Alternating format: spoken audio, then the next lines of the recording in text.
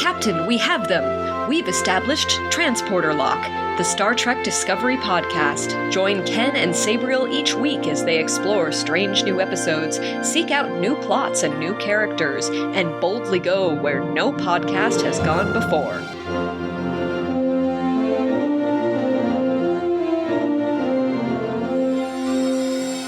Hello and welcome to Transporter Lock episode number 93 for Friday, February 26th, 2022. I'm your co-host, Chief Engineer Ken Gagne, and guess who's joining me? I am Captain Sabriel Maston, and Ken, I am feeling cautiously optimistic-ish. Is that the best we can do? Well, I guess I'll have to take it. I'll do my best not to kill us all. Much appreciated, as always.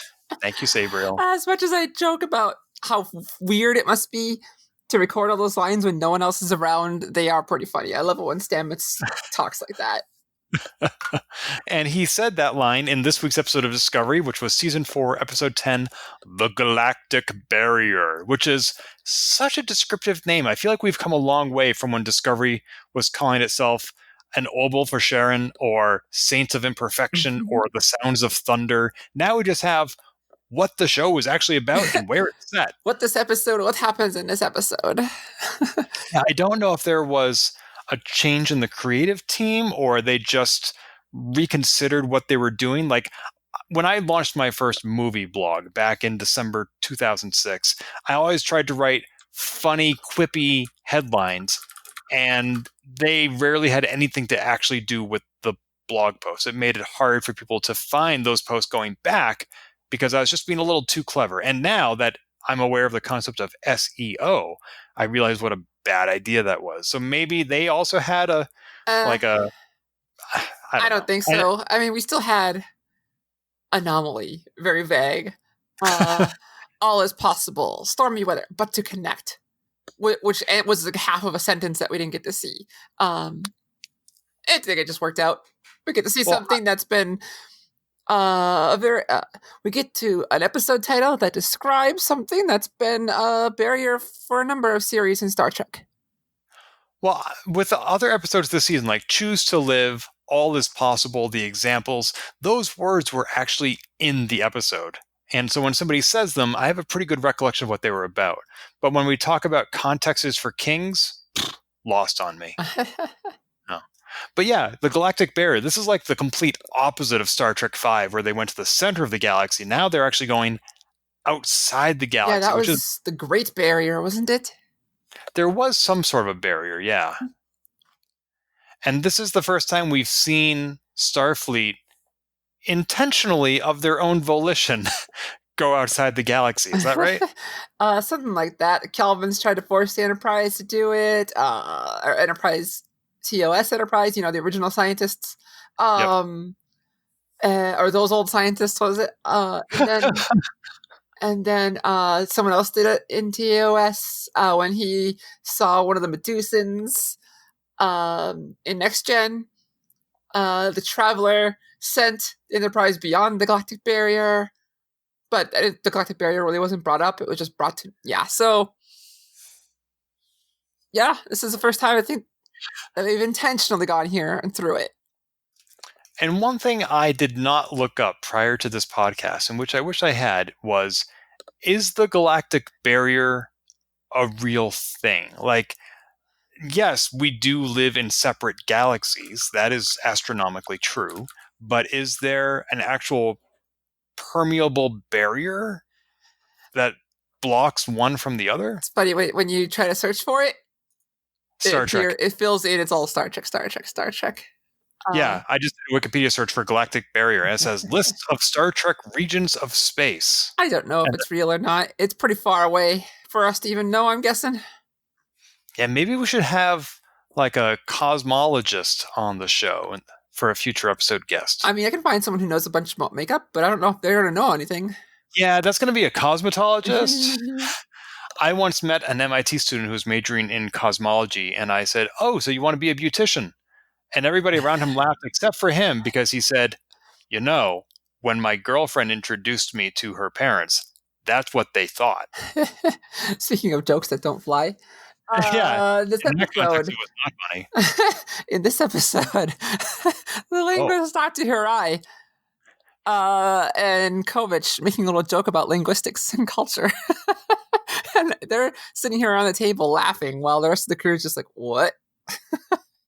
Yeah, I thought it was funny, but I wasn't sure where Star Trek was going, because usually when you're laughing at Star Trek, it's not always intentional. Not always. So sometimes, like with Data or with Vic Fontaine. But in Discovery, there aren't a lot of intentional humor that I can think of off the top of my head. People will make references or quippy little comments or things that will be funny to an outside observer, but someone sitting here cracking a joke, that's not all that common. Yeah, and especially Kovic, also in that scene, made a Gilligan's Island reference. I loved it. I loved it. Like when I picked up on it, and I thought I would be the only one, but then Saru picked up on it, and Kovic had to explain himself. I'm like, okay, first of all, that's weird. And second of all, that's weird because I feel like I'm watching The Orville. The Orville is a great show, but it operates with the assumption that there was no pop culture that existed between early 21st century Earth and when The Orville takes place. Like every single reference they make is one that the audience, the viewers, are supposed to get. And I was just a little surprised that a show from like the 1960s would have survived into the pop culture of the 31st century. Oh, it makes perfect sense. I don't know. Maybe Bob Denver is really popular. Oh, those poor people. I mean, Voyager was like just a roving Gilligan's Island. Each week we got a new guest appearing on the show. It's true. It's true. I hadn't thought of it that way. Wow. I didn't either until this moment. You could build anything out of coconuts, but they couldn't repair their ship to get it back to the Alpha Quadrant. They broke it because they built the glue. And it turned out the glue wasn't going to cut it. And when they attached the glue to the ship just blew apart even more. And so they spent 7 years looking for things to make them go. Yes. Awesome. All more than a 3-hour tour. Yeah, so we are already talking about this show in a roundabout way. Speaking of those opening moments, I really liked the moment where President Rillick said she was going on the away mission or on the diplomatic mission, and the Admiral stopped and turned to her and called her by her first name, Lyra.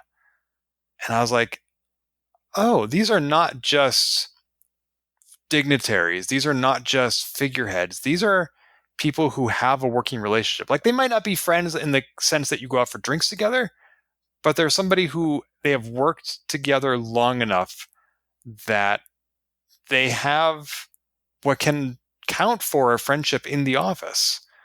And I was really touched to see the concern one has for the other. No, I agree. This was them kind of like, okay, you're going. This is serious. You might not come home. We can... What's the proper terminology here? I mean... let her hair down a bit. That's not quite right, but you get the idea. Let down her guard. Yeah, and we're people here too, even behind the ranks and everything. Yeah, I think the evolution of the characters of the Admiral and of the President are some of my favorite things about the last 2 seasons of Star Trek, because it's been subtle but important. People who we didn't know we could trust proved to be people we could trust. And you and I have talked about how non-linear some of the character development can be in Star Trek, how we learn things about people just in time for it to be important. I feel like the Admiral and the President are 2 examples of them pacing themselves well, and I really like that. Yeah, I mean, I wonder if season 3 of us would have thought the same way about Vance, because for the longest time we weren't sure if we could trust the Federation, and then he turned into, as I discovered, people call him the Dadmiral. I love that. Yeah, but he seems like a really awesome guy. I love Admiral Vance. Yeah, like toward the end of last season, we found out he has a family. Toward the end of this season, we find out that President Rillick has a partner. You know, these are not things that are coming up too late. These are things that you don't share with your coworkers. Mm-hmm. Like, my coworkers don't know if or whom I'm dating, and even a lot of details about my immediate family, because it's just not relevant. So that I can bring that around to this episode is about connecting. We see it with Vance and the president. We see it with Michael and the president. We see it with Taru and Tarina. We see it with Book and Tarka and Oros. It's all around. Are there any one of those connections you'd like to talk about now? I was going to talk about that just kind of concept first.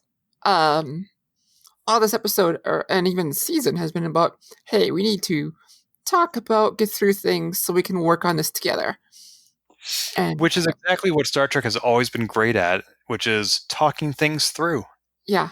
And let's start at the beginning. We kind of jumped in, but we did. A whole thing is setting up this episode. And we have a few President Tarina of Navarre. I'm forgetting the president of Earth at the moment. At least to the representative, the military leader there. Okande? Mm-hmm. Is that right? I don't know. I'm mistaken. I haven't seen the character enough to get her name into my head. And then we get Kovich, the president, Michael, and Vance. And we're sitting on the table talking about first contact. And we also get, I think, a little neat. We get a little, and the linguistics, Dr. Hirai, which I made sure to write down his name because we're going to talk about that in a minute. They have all these communicators and devices from all periods of Trek that we know. Mm-hmm. Did you catch those? I did. We got like a TNG communicator. We got Enterprise TOS equipment. I thought it was just a neat little thing, and that was when the joke happened. When Kovich mentioned that he's got something else big going on. Yeah, we could not imagine anything more urgent, and he says, and I want to keep it that way.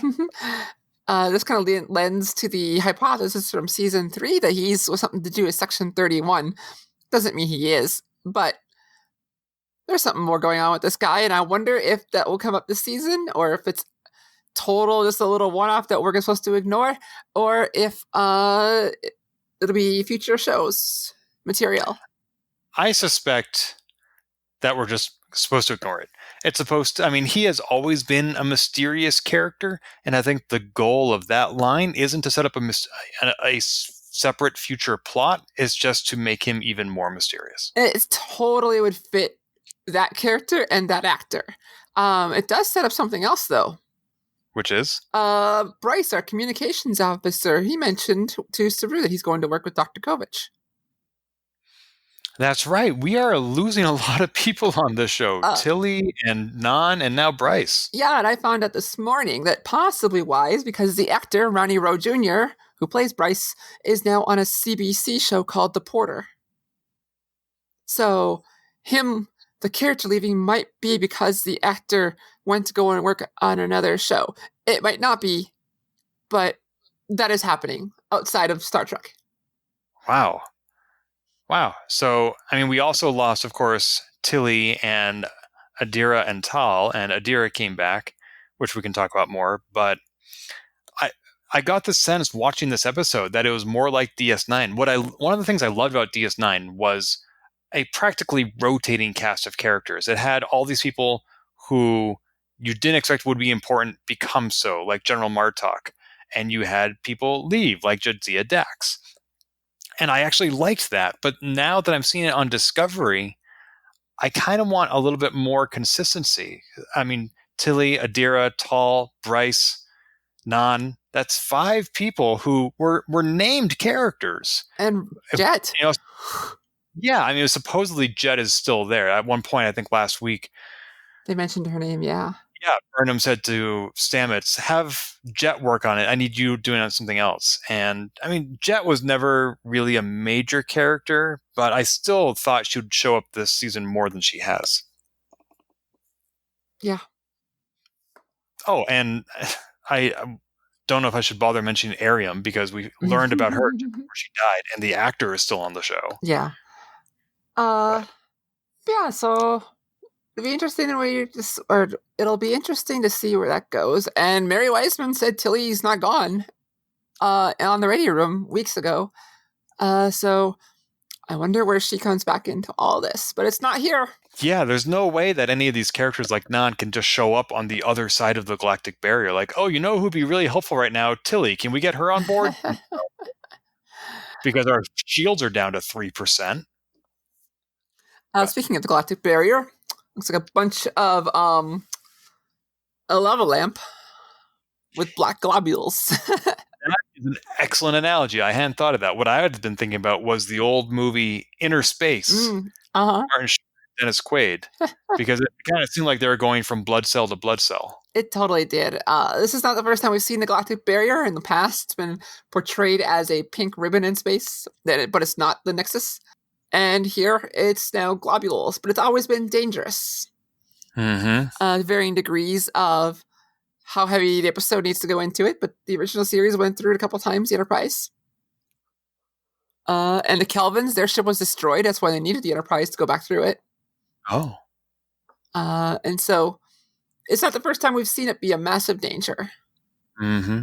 Yeah, and it was more than they even had bargained for. Even with the programmable antimatter shields, they still got by with only like 6 seconds to spare. It did not occur to me until this episode that programmable, if there's programmable matter, that programmable antimatter could exist. And I'm guessing they didn't think about that until they're like, we need a MacGuffin. Yep. You need something very convenient that has no real meaning, but which can apparently interact with regular matter without harmful side effects. Maybe that's the programmable part. Program it not to kill everything. Mhm. Great. That's easy. Yeah, so they did get by. I liked the visual effect where they turned down the saturation. Yeah. Well, let me be clear. I didn't like the effect. I liked their explanation for the effect. That your eyes, was it something like your eyes will lose some ability to see color for a bit or something like that? Yeah, and technically they didn't even explain why that happens, but the lack of saturation is a common dramatic effect. You can see it in the Man of Steel movie, and I hated that God, because it was terrible there. Yes, the movie itself was terrible, but also the saturation was terrible. And there's a YouTube trailer that I'll put in the show notes for this episode where somebody took that movie and turned the saturation back up. Yes. I think the title of the video is, "What if Man of Steel was in color?" Yeah, didn't they do like just the trailer and then they colored it the normal colors? Yeah, it's such a more vibrant film. Yeah. So I don't necessarily need to see that in Star Trek, but the fact that we weren't the only ones seeing it, I thought was neat. Yeah, and the graphics for the Galactic Barrier was just gorgeous. It reminded me a lot of when like Ant-Man goes to the suborbital or subatomic, the inside of something. It looked beautiful. It was amazing. Oh, and also it was quite visible to me while they were navigating the Galactic Barrier that Discovery does have detached nacelles. I know we saw that last season, and I thought at some point we either saw or hypothesized that they would be reattached for the 4th season. But now we can confirm that they're not. There was some talk about that somewhere I saw. People were talking about that might have been a mistake here, because in the past it showed that they had to connect them to go to warp. But I don't care. We're already past the point of where, like, okay, sure, they float, and apparently it's not a problem. So whatever. If they're at warp, I don't care. If they're not at warp, I don't care. But you're absolutely right. But no, you're totally right. Like, what is there consistency here? Is there actually a quote unquote a need or whatever? And I think we've seen it before where they're connected. And here, it's like, well, them being detached is how we know we're in the future. Right. It's like how you know you're in the Kelvin universe is when everything has lens flare. That's true. That's right. Although I've also heard people call it the handsome universe because everybody is handsome. Oh, yeah. I'm going to put it out here now. I hope this will finally get the nerds to be quiet about it. In the final shot, Discovery is at warp through the Galactic Barrier, and the shuttle bay is closed. Oh, I did not notice that. Yep.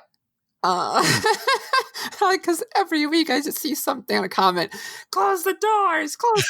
I'm like, clearly it's not a problem. Right. I mean, that's what they have shields for. If it weren't, are shields up by default? I mean, I guess they're not, because otherwise the captain would never have to say shields up. If you want to get into nerdtacularness, like, excuse me, okay, we're going into the technical science corner here, and they have navigational deflectors that helps deflect space debris. Got it. And you don't need either of those for structural integrity. Like, warp itself would not tear apart the ship if they had no shields. Right. You get the only time you really see this matter in Star Trek is Voyager's Year of Hell, when space debris starts hitting Voyager and damaging it more when it's gotten the snot kicked out of it. Oof. Yeah, that was a rough couple of episodes. Mm-hmm. Galactic Barrier, neat, cool graphics, little drama. Did it press things there? They made it through. We knew they were going to do it, but the drama happening during it, do we tell the crew about what the DMA has done after we left? Mm-hmm. Yeah, DMA moved. Yeah, but it moved into a place that is going to threaten whole planets again, seemingly for the first time since Quajon. And those planets are known to us, the viewers, and to the crew of the Discovery. Yeah, I love here, like, the crew's in danger. All of a sudden, everyone's talking about what they're going to do on Earth. Isn't that the same thing that Tilly and team did when they were on that space station? They did talk about what they want to do and where they want to go. Yeah, so it's not the first time even this season. But I got a kick out of it that this time we see it on the bridge. Not the first time they were in danger, but here it's the first time. Oh yeah, I'm going to go hiking. I'm going to go to Hawaii. I'm going to go, like, have Mai Tais or whatever. I'm going to go work through my backlog of video games. Said nobody ever, apparently. But yeah, that was. Did it really? It helped set up the president, and Michael saying, like, showing Michael saying, like, the crew needs to know their president is in control. I guess we'll see if it really pays off. Well, not only that, but what I think Michael didn't say is that the crew already knows that they can trust Michael. They don't know that about the president. Yeah. And so the president needed more of a popularity boost than Burnham did. That's true. Oh, I forgot a whole little thing with Vance, which is related, kind of. Let's hear it. When Discovery poofed away from Federation headquarters, we had a little long shot of Vance staring at the ship, knowing, like, this might be the last time he sees it jump. And that was a really neat, soft scene that was quiet and somber. It occurred to me that we rarely, if ever, see Discovery jump from somebody else's point of view. Yeah, you're right. Like, usually we're just the omniscient viewer. Like last week when they were jumping around inside the DMA, fighting off Book's ship, there was no third ship from whom we were seeing that shot. Like, there wasn't, like, a camera on somebody else's ship. Right. But here, it was like we're looking right over Vance's shoulder. This is almost exactly what Vance, somebody else in the Star Trek universe, is seeing. And I forgot to put it in my notes, but I did notice that was a nice shot and not one we often see. Yeah, I like that.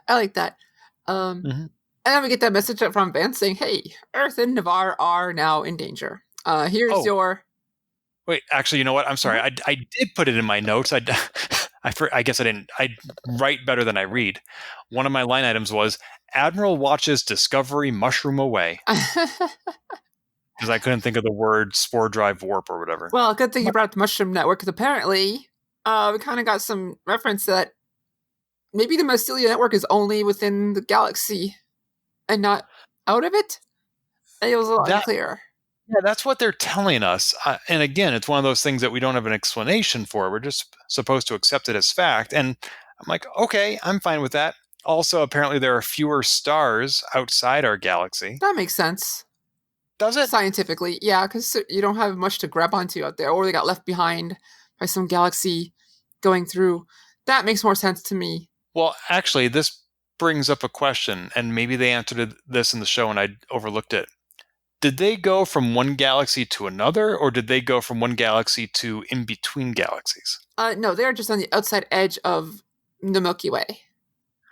Okay, so in that case, yes. If they are actually, like, in between galaxies, which you would expect there would be such a thing, then yes, fewer stars does make sense. Yeah, imagine a bubble, and now Discovery is riding on top of the bubble. Yep, no, I get it. Oh, I was going to go with that. But my mycelial network is apparently very strong within the galaxy and can connect you to other universes within the universe. Right. Or the galaxy. But they didn't say it's not connected to others. They just said it's very stringy, loose, weak. Well, there have been times when Stamets tried to use the mushroom drive in a place that he shouldn't, like in a subspace rift or in another universe, and bad things happen. So I would not be surprised if we see him try to use it outside the Milky Way. I don't know if it'll work or not, but I can totally imagine Discovery getting itself into a spot where Burnham's like, Stamets, we need to get out of here. Yeah. I had hypothesized that maybe future Star Trek is extragalactic. And this kind of narrows that back down. Because if there are fewer stars, then where would they go? Oh, or I meant, my hypothesis is other galaxies through the mycelial network. But if they're going to explain that as weaker connection, maybe that's not possible. I don't know. Also, as Prodigy has recently shown us, there are still a lot of alien races we haven't encountered, so it's not like they're running out of plot ideas within our galaxy. Space is really, really big. Like, you might think it's a long way to the chemist, but that's like, oh, what's the word? That's from Hitchhiker's Guide. Oh, I'm sorry. That's like poppycock to space or something like that. I don't remember. I'm not going to Google it. We're just going to go with that. So going a little out of order of the episode, but since we're talking about Discovery breaching the barrier, they said that they were going to go survey a planet that was not too far from the hyperfield. Do you think that's going to prove important next week? I mean, for all I know, that might be the entirety of next week's episode. Yeah, I mean, they really gave us nothing to go on except we're going to go look at it. And so I guess we're probably going to see something to it. Whether it's going to be a whole episode or not, maybe someone's there. Maybe it turns out someone is living there in a habitable, or in like a little bubble, a tent, space tent. I'm curious. I can't wait to find out. Because, man, after Tarka's backstory, I'm wondering if we got some hints. It may not be related at all. But I wonder if Oros has something to do with everything that's going on with 10C. Oh, gosh. Do you think those are somehow connected? Think? No. Hypothesizing and throwing what sticks out? Maybe. A clarification you've made before. Okay. Valid. Yes. Unless there's anything more you want to touch on with this planet. Should we go back to book Tarka and Oros? Well, one thing about the planet is I'm thinking back to last season when it took Discovery like 4 episodes at least to get to Federation headquarters. Because first, Burnham arrived in the future. Then Discovery arrived in the future. Then they went to Earth. Then they went to Trill. Then they went to Federation headquarters. So I could totally see that, okay, yes, time is of the essence. The DMA is near Alpha Quadrant habited planets. On the other hand, they want to go into this prepared. And if they find something on that planet, they're not going to just say, we'll look at it on the way back. We're in a rush. They're going to stop and take their time so that they can go to the hyperfield as well prepared as possible. So I would not be surprised if that planet makes up a chunk of next week's episode. That makes sense. Or they might just find that, well, this isn't a just, actually. I wouldn't be surprised if it is the ancestral home of the people in the hyperfield and it's been abandoned, and they might get some clues as to why they moved into a hyperfield. Oh, maybe. Or planet is where they store the unobtainium. Mm-hmm. It's the home planet of the Borg. I don't know. Gosh, I hope not. There's some hypotheses there, too. Oh, people are talking about the Borg in relation to this episode or this season of Discovery? Uh-huh. Dare I ask? Oh, gosh. Okay, we're going to go all over. Yes, I'll just bring it up. Last week, we loosely touched on it. The device looked vaguely like the thing, how Boromir, the Boromite, to house the Omega particle. Yep. Oh, yep. I didn't catch any references, but apparently people have made a number of references to 10 particles or particle 10 or something like that. The Borg called it particle 010. And so people are wondering, Borg something? I don't know if it has any merit. I would say low probability, but not not impossible. Okay. At the moment of what we've been given. But yeah, with the whole Boromite and power source thing there. Well, I remember on Voyager, it was at the very end of one episode where I think they found a Borg skull or something, and that was the first appearance of the Borg in the Delta Quadrant on Voyager. So that was them saying, oh, we know that they have been to this part of space before, and we're likely to see them. That was some very heavy-handed foreshadowing. I feel like not all foreshadowing needs to be that heavy-handed, but at the same time, we would have seen a little something more than what we have if the Borg were going to suddenly show up at the end of season 4. Yeah, it depends if they're going with the season 3 mythology, because we had no hint that it was going to be a kid from Saru's people. But I think you're right. That I think they would have teased it a little more obviously if it was the Borg. And also, like, mining planets and destroying their populations prior to assimilation does not seem like something the Borg would do. Yeah, at least the Borg as we know them. Right. It doesn't feel like it, but I can't count it out. Who knows? Yeah, I don't think so, but guess we'll see in the next few episodes. Yeah, so let's talk about Tarka. Yeah, so Book is ready to ship Tarka off onto the closest habitable planet and saying, good luck, see you later. Start. He should have done it. He even packed his bags for him. Well, they should have done it. Should he have? I don't know. Maybe, probably. He keeps allowing himself to be manipulated by Tarka, and it's like I've been there where I go to the casino and I lose, say, $100 on the roulette wheel, and I figure to myself, if I bet another $100 and I win, then I break even. Exactly. And then I stop. If you could you could double your paycheck in one bet, Ken. Or not just double my paycheck, but recoup my losses. Like, my original goal was to double my paycheck, and when I went in the opposite direction, went in the red, then I'm like, okay, now I just need to get back to where I was, and then I'll stop, because I realized this is a bad idea. And that is where Book is. Like, he trusted Tarka, it blew up in his face, and Tarka says, oh, but if you trust me again, then I'll get you what you're looking for. And Book keeps falling for it.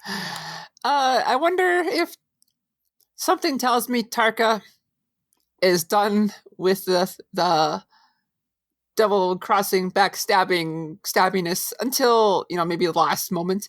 But for a while, something tells me he's like, dang, my whole plan of being a little jerky jerk didn't pay off any after all.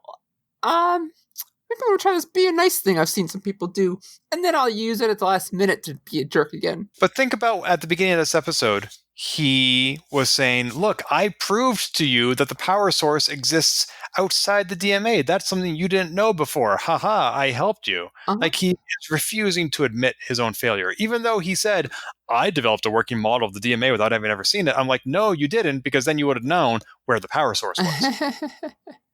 Like, you can't separate.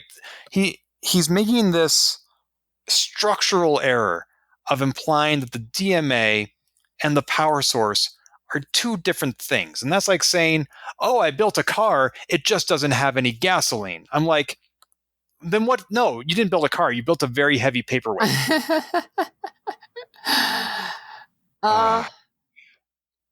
You're not wrong. But I came away watching this episode liking Tarka even more, the character. I liked the Tarka we saw in the flashbacks. Mm-hmm. I don't like today's Tarka any more than I did last week. Oh, man. I ship Tarka and Oros. Yeah, I can see that. But at the same time, Tarka's been going on and on all season, I'm exaggerating a little bit, about you don't know the depth of my loss. And I'm like, you lost a friend. People have been there. People have done that. You're not unique. I agree. 100%. You're not unique in this, Tarka. But whatever he has convinced himself that he is. A lot of people say things like that too. But no, I agree. Like, others have lost people too. Yeah, so I don't know why he is thinks that makes him special. Just because he's very smart doesn't mean he's very wise. An important distinction, and one that I should know from having rolled up D&D characters. So Book and Tarka go to a planet. Looks like a planet that Discovery goes to, the show goes to a lot. Not to film things.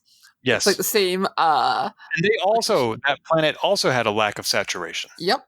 That's how you know it's a different planet from Earth or something like that. I don't know. Book is like, had enough of this, and he's like, because he sees an Emerald Chain base, and he's like, come on, Tarka, WTF. And Tarka's like, all right, finally, I will give you my backstory.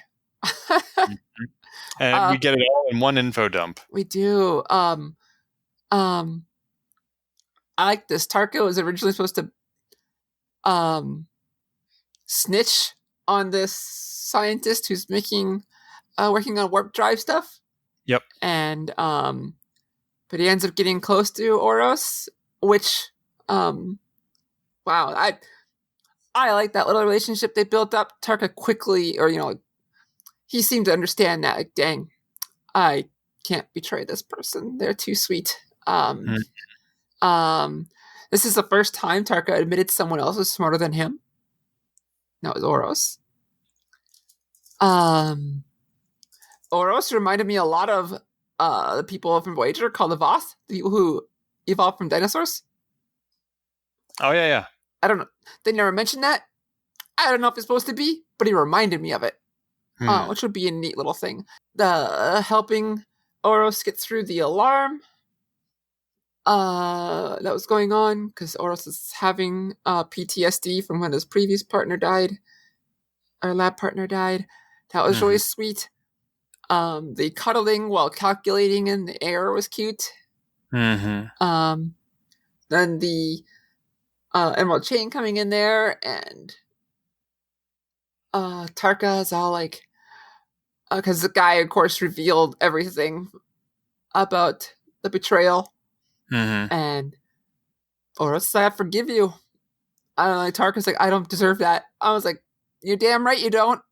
And but it was still, wow. And Oros still forgave him. And Oros is still clearly looking for him too, or at least so he thinks. Well, I don't think Tarka would have done anything differently if he wasn't planted as a snitch. I think that his behavior for the last 2 years was relatively authentic. I do too. However, there's always a however with me. So his friend, Aros, Tarka thinks Aros escaped to this other universe. They were originally going to power this transporter using both a warp core and the geothermal energy of a planet. And Tarka has spent the last 10 years unable to replicate that level of energy to the point where he thinks he needs whatever's powering the DMA, which spans multiple light years. There's inconsistency here. Because we've seen interdimensional transporters even in DS9 with the Mirror Universe. And well, I will give Tarka credit for an important distinction, which is the Mirror Universe is pretty well known to us, and maybe this doesn't make sense now that I'm thinking about it, but Tarka said, he didn't say that it would be the energy to beam to a different universe was substantial. He said the power necessary to target a specific universe within the multiverse. Yeah. Now, granted, that's what the Mirror Universe transporters do too, but maybe because there was already an established link between the two, I don't know. Maybe kind of like galactic barriers. Galaxies can be closer and farther apart from each other, and maybe some universes are just one string vibration away from us, and the Mirror Universe is very close to us, which makes it a short trip. But other universes in the multiverse are farther away, and thus require more energy to get to. Just like going from one quadrant to the other is going to take more dilithium than going from Earth to Navarre. Yeah. I don't know. My favorite D&D setting, Eberron, has that too. Like, different planes of existence at various times are closer to the material plane, the prime universe. At various times they have manifest zones where they connect and use it a lot. And so, plausible. And that's different from Planescape? I don't know. I've never played. Okay. But that is another D&D setting, isn't it? That is something to do with RPGs. I don't have an answer for you. Here it is. Planescape, originally published in 1994, is a campaign setting for Dungeons and Dragons. It encompasses the entire cosmology called the Great Wheel. Oh, It includes many other D&D worlds, linking them via interdimensional magical portals. okay. See, I just know a Spelljammer. There's Spelljammer too. That's spacefaring. Yeah. Planescape is different from that. Yeah. So there are some. I'm just gonna go with it with the technology thing or the energy thing. Like, okay, sure. Because it's a little weird. Feels inconsistent. Maybe I'm missing something, but I don't know if it matters in the grand scheme of things. It might not. It might. I don't. There might be distinctions that I don't understand. But why I brought up Tensi and Oros is because Tarka thinks Oros is still around. Right. Because he left that little symbol I'm drawing a blank on the wall. Yep. And after the escape. And so that means to me, Oros is somewhere. And there's like, well, my brain went to either he made it there and he's waiting for, and he was trying to tell Tarka he made it, or is about to make it, or he thinks he's about to, or maybe on his way there, Tensi captured him, forcing him to work with them. I don't know. I don't have nothing to stand on. I'm just like, I don't think we've seen the last of Oros, is what I'm getting at. And I wonder if that means something to do with Tensi, for better or for worse. It would kind of remind me of the movie Sneakers, where the person from your past suddenly shows up at the end and they are the villain. I wouldn't be surprised if something like that happened here. Now, that's not to say I'm expecting it, just that I wouldn't be surprised. Yeah. Oros doesn't seem like the type of person who was intentionally like target Earth and Navarre. But it feels like 10C clearly seemed to target that for a reason. Yeah, and also, if they had a more powerful DMA at their disposal, why didn't they just deploy that in the first place? Yeah, maybe it's their emergency backup. Like, oh crap, the people here, they're a little stronger than we thought. We need to go into Plan R. Use the good one. Use the good mining equipment instead of the decent mining equipment. Maybe it takes more energy. The fact that they deployed a stronger one and in the Alpha Quadrant implies that they do have some potentially hostile intent, especially now. Hostile intent, or you shouldn't have done the thing you did. This is your little, like bap on the nose. We're just going to destroy your home planet. That sounds pretty hostile to me. I mean, just like I said earlier in the season. It could be ants to them? Yeah, ants to them. It's like, maybe not openly hostile, but it's a threat. Which I think there's a tiny distinction there. Kind of like the difference between asking a question and questioning? Sure. like it is threatening to the people who are living there, but I feel like it's more of a Nice. Which, it's a thin line. Mm-hmm. I want to talk a little bit about Book, because last week he agreed to Burnham's terms, which were that he and Tarka would wait to deploy the isolatic weapon until after they had attempted their diplomatic solution.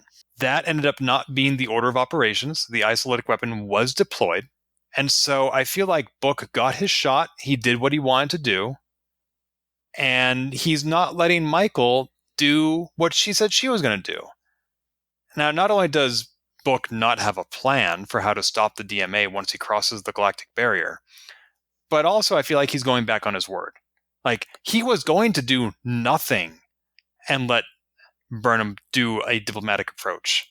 And now he's not doing nothing. And that frustrates me because it's two-faced and it's not going to be effective. I guess I don't know. I don't know. Two-faced feels strong. But maybe you're right. I feel strongly. I feel like Book is crossing the Rubicon and getting to a point where he cannot go back and redeem himself, because he has done so many wrong things. He has made so many mistakes, and he keeps compounding them with more mistakes. He didn't just make one mistake and say, oh, guess I shouldn't have done that. I'm sorry, Michael. Let's try things your way. He's like, my last mistake didn't work. Let's try another one. I can see where you're coming from. Feels like to me that here the terms changed. Well, guess he blew that up. all right, good luck. I'm off to do my thing again. He never said he was going to back down for good. And so I'm guessing he probably, for correct or not, it's like, well, that's not a thing I agreed to, or the thing I agreed to doesn't exist anymore. So I guess I can go back to the original plan. Yeah. Like, what's he going to do? Go back to the Federation and just sit there? They're not going to let him do anything. I think he should go hide in a cave and wait to see what Burnham does. Which is roughly what he said he was going to do. Oh, well. Did he say that, though? Or he just said he's going to wait a week?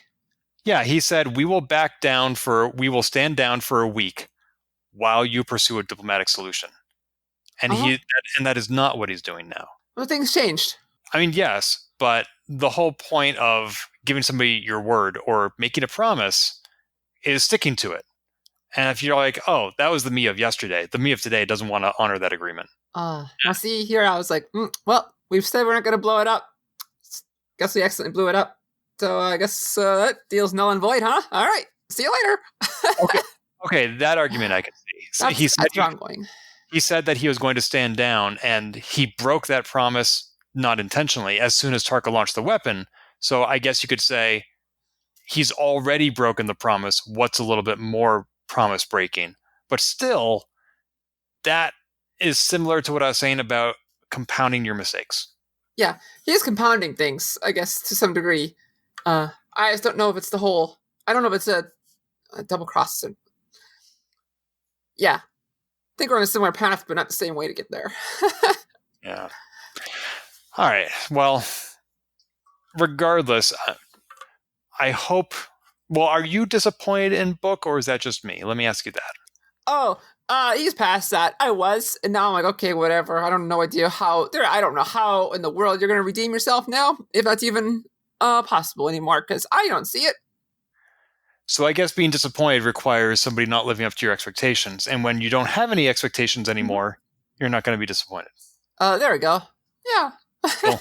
So, like, Star Trek is all about redeeming and communicating, especially this season, and so I am interested in the path they're going to take to redeem him, if they do it all. I would like to see them take a chance, and not redeem him quickly. Mm-hmm. But we shall see. Speaking of taking chances. Yes. Do you think they're going to try to... I don't think they are, but what do you think? They're going to destroy Vulcan again? Or Navarre? Oh, no. I don't think they are. I think what we have lost this season is Quajon, and we don't need to compound that. I don't think this is going to be a Pyrrhic victory. I don't think so either. I guess we'll see if they subvert our expectations. Nah. I mean, nothing is more satisfying than a last-minute win. And so, like, if the DMA is approaching Earth and they... to think about the end of season 1 of Picard. Like, that interdimensional robot race was ready to enter our sphere of existence. And at the last minute, that robot gal had a change of heart and she shut it down. It's going to be the same thing here, where at the last minute, we plead with the DMA creators, with 10C, to please shut down their machine. At the last minute, they're like, okay. And everybody on Earth can see it disappear from the sky, and they breathe a sigh of relief. I hope so. We shall see. I hope so. I don't think, for me, it would have been a risk to, have Book, be killed off last episode. Here, I don't feel like it's a risk to destroy Vulcan or Navarre and Earth. Oh, God. Anymore. Both? I mean, they're both in danger. And or. Don't lean too heavily into that. I mean, and or. Okay. Let's just destroy the Alpha Quadrant while they're at it. Because that way, next season has to be intergalactic, because there is no Milky Way left. I mean, space is bigger than that. Oh, I know. Let's see. There were a few other connections in this episode, as you mentioned. We had 2 scenes between Paul and Adira, which struck me as a little odd. Like the second scene together, when Paul felt the need to apologize, I didn't really see that. Like, I didn't feel like what he had done rose to the level of needing an apology. No, he was just being the nervous dad role. He's like, sorry, I went a little too far. making you feel awkward. And they were like, "It's okay, Dad. Just proud of your kid." Yes. And well, that's probably better than how my dad expressed it, which was when I did something cool, he made it sound even cooler, which I never appreciated because people would say, "Oh, that's just what he does because he's proud of you." And I said, "That's funny. It sounds very much like the same thing he would do if he was ashamed of me. My accomplishments aren't impressive enough on their own, so he needs to lie about them." Embellish them. Well, yes, embellish. I like to call it a lie. But yeah, at least Stamets was being honest. I thought that was cool. It was nice to have Adira back. I was not expecting that. I missed Tal. It sounded like maybe something had gone down with Adira and Tal. I hope that's not true because they seem to Great. leave on pretty good terms. So it would be a surprise if suddenly, oh, we're not a couple anymore. Oh, no. I think they're fine. Yeah. Here I was like, oh no, don't bring Adira back just to kill them off. They're not going to. But in universe, they don't know that. Right. And then also we had at least 3 scenes between Saru and the Vulcan president. Yeah, President Serena. Saru got the tiniest smile out of her when he was trying to admit his feelings and being a disaster. It was cute. I thought it was very cute. I wish the president was... I mean, I know that she's Vulcan, and Vulcans don't often express their emotions in ways that we are accustomed to. But I do wish that she would more overtly reciprocate his feelings because I feel for the vulnerability that Saru has presented. And I would like for him to have a little bit more stability in response. Yeah, I wonder. I mean, and she did at the end. She said, "I like it when you're around." Yeah, but Sabriel, I like it when you're around. That's still a very different kind of feeling. Yeah, and you can tell the difference between Serena saying it and you saying it. You just broke my heart. No, just Sorry. Yeah. Yeah. No, I think you're right, but her having the feelings and her feeling like she can act on them might be different things. Like she might ultimately say, "Yes, Saru, I do have these feelings, but I am the president and I can't be allowed to be seen dating." Like, look at the movie The American President with Michael Douglas and Annette Bening. Great movie. And very complicated relationship when you're dating somebody in power like that. Yeah. I mean, granted, there's no chain of command here. She is not his president. But still, She instigated it. You think so? She's like, "Hey, you know what? Meditating is usually good, but it's really hard to do that right now. You want to go for a walk last week?" And he was like, "Yes, I think it would be nice." Yeah, she started it. She went to start it if she didn't think she could handle it. And she did give him some of that tea, if I recall correctly. Uh-huh. Yeah. Yeah, she is totally like, she is being very heavy-handed for Vulcan. Like, "Hello, right here. Let's date." I was surprised that she joined the mission. I understand why, and I don't disagree with it, but there are a lot of very high-level dignitaries on this ship, and if something were to happen to it, it would be a significant blow to the Federation, especially given where the Federation was last season. Yeah, I mean, to our knowledge, yeah, that shows the importance of this mission, yeah? Wow, President of Vulcan and President of Earth, or the Federation, not Earth, but Federation, on this ship.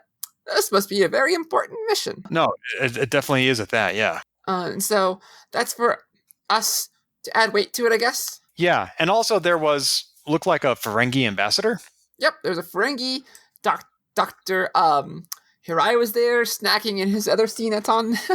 Yeah, you said you wanted to talk about him, and we haven't yet. Yeah, well, I was looking up because I saw someone mention it's Hiro Kanagawa. I wanted to bring him up because he's apparently been in a bunch of things, parts that I forgotten he's in, shows that I've forgotten he's in, but apparently I've seen him plenty of times before. Any particular shows or appearances? I sent you the long list, but most recently I saw him in The Man in the High Castle as Yakuza leader, who gets killed. Apparently he was a principal in Clark Kent's high school in the early season or two, which I'd forgotten. It's been 20 years in Smallville. I sent you a list, and there's something you recognized him too. He was in the pilot episode of Timeless, this great NBC time travel series that only lasted 2 seasons. It was not a recurring character, and since it was only the first episode, nobody had made an impression on me yet. But apparently I saw him in that without realizing it. I see. Yeah, Legends of Tomorrow, iZombie, The Magicians, X-Files, Altered Carbon. I think you have to say this with an exclamation mark, and it's all caps. Godzilla! I moved away from the microphone. Caprica. He's been in a lot of Canadian produced television. Mm-hmm. And one of the things I loved about his appearance in this show is that he was always eating. He was always snacking it. My first thought was like, are they going for Han in Fast and the Furious? Like, that's a little weird. It's funny that you mentioned, Han? Not Han Solo. No. Oh, I've never seen the Fast and the Furious. At one point, Booker referred to a courier ship, and I thought I had to rewind and put on the subtitles because I thought he said a Corellian ship. I was like, that's a crossover I wasn't expecting. Yeah, Corellians build ships all over. But I was not expecting to see people eating outside a mess hall, and that was a nice change. Like, whenever I host a meeting at my workplace, back when I had a workplace, I would make sure it was catered, that like either we are bringing in sandwiches or there's at least like little carrots and hummus or something. And we never see that. Like, there are all these important decisions being made about the future of the Federation, and those decisions are being made on an empty stomach. That's not when you want to do your most serious thinking. I mean, they even showed that in season 3 Disco when Vance and Osira were discussing over food. Oh, yes. And they actually talked about what it was made out of. I do remember that. But it's nice to see that it only took until the 31st or 32nd century before we're finally allowed to eat during meetings again. Okay. I don't know why that fell out of vogue for a couple centuries, but finally it's back. That's all I have about this week's episode. What else are we missing? Let's see. Programmable antimatter. We talked about that. Oh, the cloaked ship on the planet Tarka in book 1 too. Turned out to not matter at all. It's just an opportunity for them to hide in the grass. Yeah. Hide in the grass and cuddle a bit while I share a backstory. Aw. Because unless that's something that's going to matter in the future, it was so not needed at all. Well, I think it explained why the programmable antimatter had to be hidden. Because if it hadn't been, it would have been ransacked long ago. I suppose, yeah. Although that was a small amount of programmable matter, and it's supposed to cover all of Book's ship. That's a lot. Maybe just need to cover the window. Otherwise we'll go blind. Yeah, it's going to be very interesting to see them cross into the Galactic Barrier and what they think they can do there. I mean, whatever they lack in ship resources, they have in Tarka's brain power, and who knows what he'll do when confronted with a hyperfield. Yeah. When I watched this the second time, I was watching Tarka's responses when he was taking care of Oros and calling with him and talking to him. And, you could see it in his eyes that something was up a bit on his mind. You couldn't really see what, but you could see it on his mind. And you can also see the little antimatter or vial things on Oros's desk, the first scene that you see him. Oh, okay. I didn't see that. Huh. Yeah, we didn't know to look for it. I didn't until I watched the second time. Like, oh, I recognize those things from the scene that there just came from. By the way, Book and Tarka, as far as I know, are not aware that the DMA has moved. Yes, if they did not bring it up at all, which I don't think they do yet.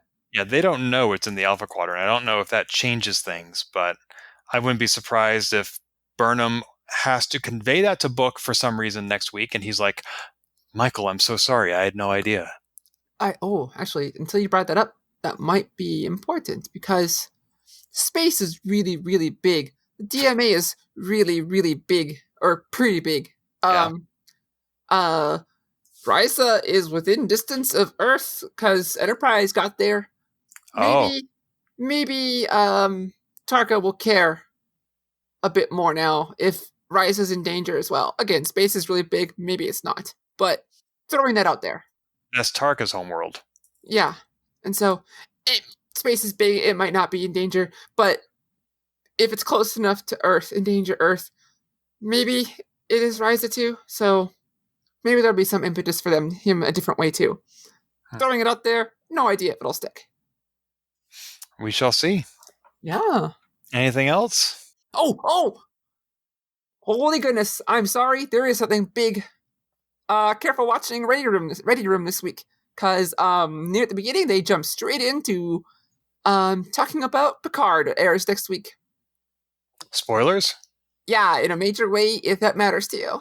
Ew, there is a. Thank you. Yeah, I wanted to make sure I brought that up, and I forgot to write it down. Because I knew it was important to you. I mean, that means it's important to other people too. There's a clip going around of a scene from Picard, but also in the Ready Room, they jump, and you get plenty of warning for both of these. But a good share of Ready Room is interviews with the actors talking about what their characters do this season, and interspersed with clips from the season. So I would avoid Ready Room until you've seen next week, if spoilers are important to you. Yeah. I'm sorry I put that on last minute. I really wanted to make sure I brought it up, and I almost forgot.